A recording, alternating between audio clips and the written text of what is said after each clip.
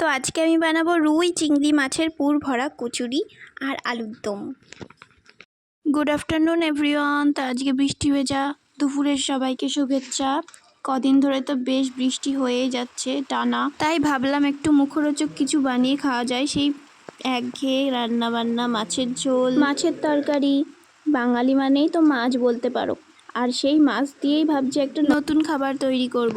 তো নিয়েছিলাম রুই মাছের 2টো পিস, একটা আলু, আর এই যে কটা চিংড়ি মাছ। ছোট ছোট চিংড়ি মাছ রাখা ছিল ফ্রিজে, তো সেগুলোই সিদ্ধ করতে বসিয়ে দিয়েছিলাম সব একসাথে। আর এদিকে পেঁয়াজ কুচি, লঙ্কা কুচি দিয়ে একটু ভালোভাবে ভেজে নিলাম।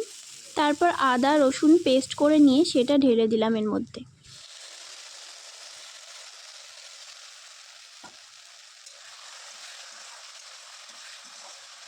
তো এটা ভাজা হতে হতে রুই মাছগুলোর ভালো করে কাঁটাগুলো ছাড়িয়ে নিচ্ছিলাম। কাঁটাগুলো ছাড়িয়ে নেওয়ার পর যে চিংড়ি মাছগুলো ছিল সেগুলো ছোট ছোট হাত দিয়ে পিস করে দিচ্ছিলাম, যেহেতু সিদ্ধ করা ছিল হালকা করে।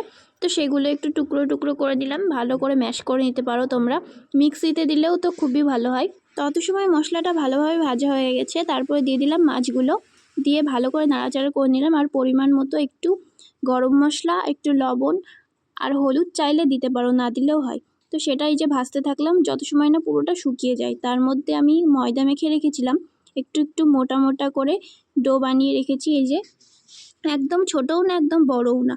আর ওইদিকে আমার তৈরি হয়ে গেছে পুরো শুকনো শুকনো কচুরির ভিতরে দেওয়ার যেই পুরটা সেটা। তারপর এক এক করে মাছের পুরগুলো সব ডোয়ের মধ্যে ভরে দিলাম আর আস্তে আস্তে করে গোল পাকিয়ে রেখে দিলাম।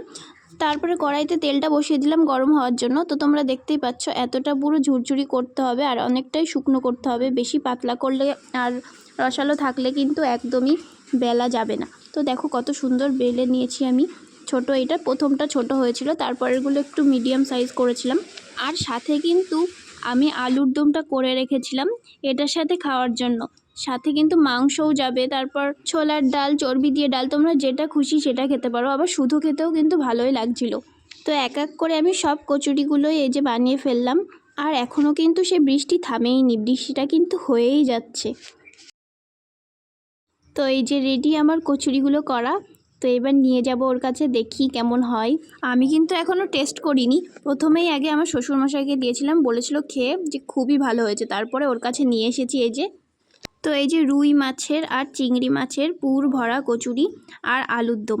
তো তোমরাও কিন্তু করে খেতে পারো এটা। তারপর পরপর গরম গরম সবাইকে ভেজে ভেজে দিচ্ছিলাম। আমি কিন্তু আজকে ফার্স্ট ট্রাই করলাম, তারপর আমিও খেয়ে দেখলাম, বেশ দারুণ হয়েছিল। প্রথমেই যে এত ভালো হবে ভাবতেই পারিনি আমি। তো কেমন লাগলো আজকের ভিডিওটা সবাই জানিও। দেখা হচ্ছে নেক্সট ভিডিওতে। Bye bye.